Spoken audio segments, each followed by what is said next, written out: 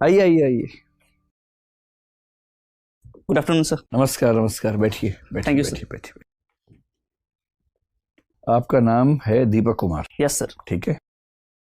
आपकी उम्र क्या है दीपक? सर 23। 23 ईयर्स के हैं आप। बहुत बढ़िया। अटेम्प्ट कौन सा है ये? सर दूसरा अटेम्प्ट। गुड। बहुत कम उम्र में जो बच्चे यहाँ आते हैं, हमें लगता है कि उनको तो निश्चित रूप से प्रेफरेंस मिलनी चाहिए। अभी आपसे बात करके देखते हैं। 10 राज्यों में पूरे देश को बांटना है। आपके अनुसार ये 10 राज्य अब क्या होंगे? अभी हम जानते हैं कि पहले भाषा के आधार पर बनाए गए, फिर संस्कृति के आधार पर बनाए गए, अलग अलग विकास के आधार पर बनाए गए। अब इतने ज़्यादा हो गए हैं, उसकी कोई औचित्य नहीं है क्योंकि कम्युनिकेशन बढ़ गया है। अब उतने दूर दूर की परेशानी नहीं है। 10 राज्यों में बनाना है। बताइए ये राज्य क्या होंगे? सर वर्तमान समय को देखते हुए तो राज्य का एक जो संकुचन है वो किया नहीं जाना चाहिए। अगर लेकिन फिर भी मुझे मौका मिलता है, अगर मुझे ऐसी शक्तियाँ मिलती हैं कि मुझे सभी पूरा राज्य नक्शा दोबारा से रीड्रॉ करना है। बताइए क्या कर रहे हैं? तो सर मैं भौगोलिक आधार पर राज्यों का विभाजन कर सकता हूँ सर। Very good. जो मध्य भारत, जो उत्तर के गंगा के मैदानी भाग हैं, उनको एक राज्य में कर दिया। एक हो गया गेंजेटिक प्लेन्स। Yes sir. ठीक है। और दूसरा सर जो डेक्कन्स के इलाके हैं, जो प्लेटू इलाका है, उसे एक स्टेट में कर सकते हैं सर। थर्ड सर पठारी राज्य हो गया। हाँ सर। थर्ड सर जो हिमालयी राज्य हैं उन्हें एक तरफ कर दिया जा सकता है। और जो नॉर्थ ईस्ट के राज्य हैं, जो छोटी पहाड़ियाँ हैं, उन्हें सर एक राज्य में पिरो दिया जा सकता है। ठीक है।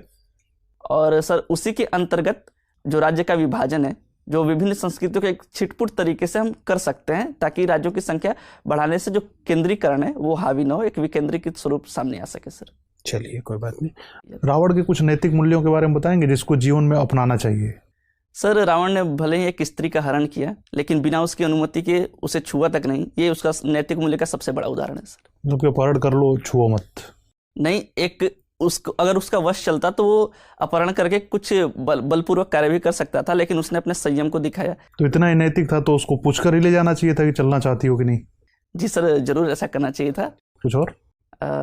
दूसरा सर, जो एक उसे ज्ञानी माना जाता है, एक वो भी सर कहा जा सकता है अच्छा। सर इस तरह में। ठीक है। ये गोंड भाषा जो होती है ये किस परिवार की है?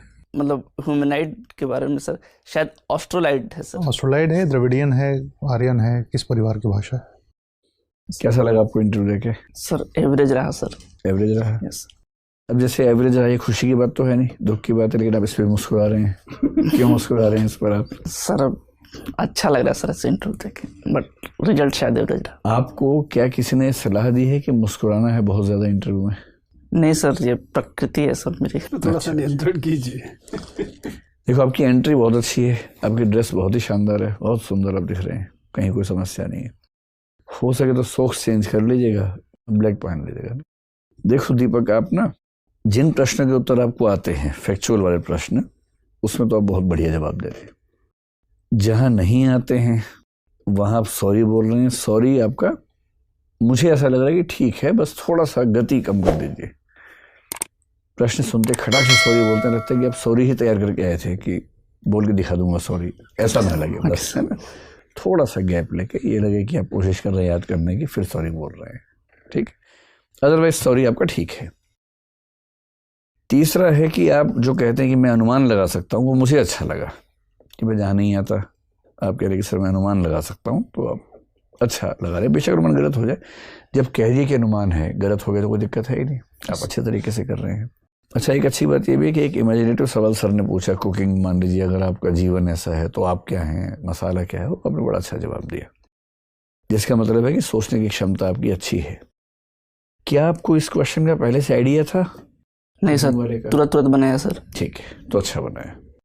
लेकिन अगर तुरंत बनाया आपने, तो फिर ये बताओ कि जब मैंने प्रकाश का इतिहास पूछा तो मुझे बार बार आपको ट्रैक पे लाना पड़ा कि मैं प्रकाश का इतिहास पूछ रहा हूँ, दीपक का धार्मिक पूजाओं का इतिहास नहीं पूछ रहा हूँ। ऐसा क्यों हो रहा था? सर आपको देख के एजिटेट हो गया। तो ये कोई बात नहीं है, लेकिन गोटोल आपने अच्छा बताया, लेकिन गोटोल तो आपको पता होना चाहिए ना, उसमें तो सेक्सुअल एजुकेशन भी उसका पार्ट होता है। सर मुझे एक्चुअली याद नहीं था, मुझे लग रहा था कि होगा सेक्सुअल एजुकेशन, लेकिन पूर्ण नहीं था, इसलिए सर वो बोलती। अच्छा कोई बात नहीं, लेकिन अब क्योंकि उस ट्राइब से हैं और उस ट्राइब के बहुत यूनिक फीचर्स में एक ये है कि एस्ट्रोनॉमी है, तो पता होना चाहिए आपको उसके बारे में। अब एस्ट्रोनॉमी का जिक्र आने पर आपने कहा कि उसकी क्लॉक अलग तरीके से है और वो पृथ्वी की गति के अनुसार है, और पृथ्वी की गति कौन सी है आपको नहीं पता है। तो जब आप खुद एक विशेषता अपनी ट्राइब की बता रहे हैं तो उसमें आपको ठीक से पता होना चाहिए, पढ़ा होना चाहिए आपने, है ना। फिर ट्राइबल पॉलिसी ऑफ इंडिया जो है वो आपको पता होनी ही चाहिए, उससे बचने का स्कोप ही नहीं है। किसी भी एंथ्रोपोलॉजी की किताब को उठा लीजिए, इंडियन एंथ्रोपोलॉजी की, उसमें ट्राइबल पॉलिसी पे अच्छा चैप्टर मिल जाएगा, उसको ध्यान से पढ़ लीजिए। फिर भोजपुरी फोक म्यूजिक वाले प्रश्न में टालो मत, बात को एक्सेप्ट करो कि हाँ सर, इन सभी राज्यों में जैसे समाज का सोचने का तरीका है वैसे उसके गीत में आता है, क्योंकि लोकगीत तो आमतौर पर मनोरंजन के लिए बनते हैं। ये तो एग्जाम्पल देकर समझाइए कि सर जैसे इसमें रंगभेद दिखता है। जैसे मैं हरियाणा से हूँ, वहाँ का सबसे प्रसिद्ध गीत है जीजा तू काला में गोरी घड़ी, रंगभेद का गीत है। इसमें क्या परेशानी है? आपकी जो कल्चर है भोजपुरी लैंग्वेज में, उसमें ऐसे कई गीत होंगे जिसमें कहीं रंग भेद होगा, कहीं जाति भेद होगा, कहीं लिंग भेद तो भरा होगा, महिलाएं केवल सुंदर वस्तु के रूप में आती होंगी। तो ऐसे कुछ उदाहरण देके आप समझाइए अगर ऐसा कोई प्रश्न पूछा जाए ना। जो सबसे बड़ी चिंता की बात है कि अंत में मैंने आपसे पूछा जोक सुनाओ, और आपने जो सुनाया है उसमें आपने एक शब्द का इस्तेमाल किया, एक आप समझ रहे हैं कि आईएएस के इंटरव्यू के बोर्ड में इन शब्दों का प्रयोग इसका क्या मतलब होगा? सर मैं तैयार ही नहीं था, मुझे समझ नहीं है कि मैं क्या बोल रहा हूँ। ये प्रश्न इसीलिए होता है कि आप तैयार नहीं है। अगर ये भी सिलेबस में लिख के देंगे कि जो याद करके आओ, तो फिर क्या पूछने को रह जाएगा? ये जो इंस्टेंट रिएक्शंस होती हैं उससे पता लगता है कि दरअसल उस व्यक्ति का सोचने का तरीका क्या है।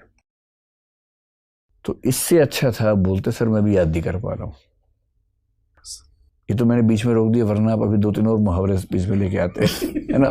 मुझे लगा कि मैं गरिमा का ध्यान रखूं पूरे बोर्ड की। तो भाई ऐसे शब्दों का इस्तेमाल मतलब करना तो बाहर भी नहीं चाहिए, लेकिन बोर्ड में तो नहीं करना है। ठीक है। और पूरे इंटरव्यू का सार ये है, मुस्कुराओ कम। अब जैसे एकदम ठीक हो, जितना मुस्कुराना चाहिए वहां मुस्कुराओ जहां मुस्कुराने की बात हो, वरना क्या होता है कि चुभता है। तो ये आपसे सीरियस सवाल पूछ रहे हैं और आप सुनते हुए मुस्कुरा रहे हैं, तो ऐसा लगता है कि आप इस भाव से देख रहे हैं कि हाँ पूछ ले क्या पूछेगा, बहुत देखे तेरे जैसे मैंने, ये भाव आता है मन में।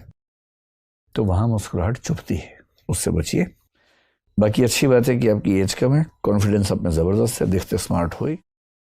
मेरा अनुमान है कि आपकी रेंज तो है बहुत शानदार। मुस्कुराओगे कम, डरोगे नहीं, इमेजिनेटिव किस्म के प्रश्नों पर अच्छा जवाब ज़रूर दोगे, भाषा ठीक रखोगे तो प्रॉपर आईएएस से नीचे कुछ नहीं मिलेगा। आपके और आपके आईएएस बनने के बीच में एक ही व्यक्ति है बस, वो आप ही हैं। ठीक है, डरो मत।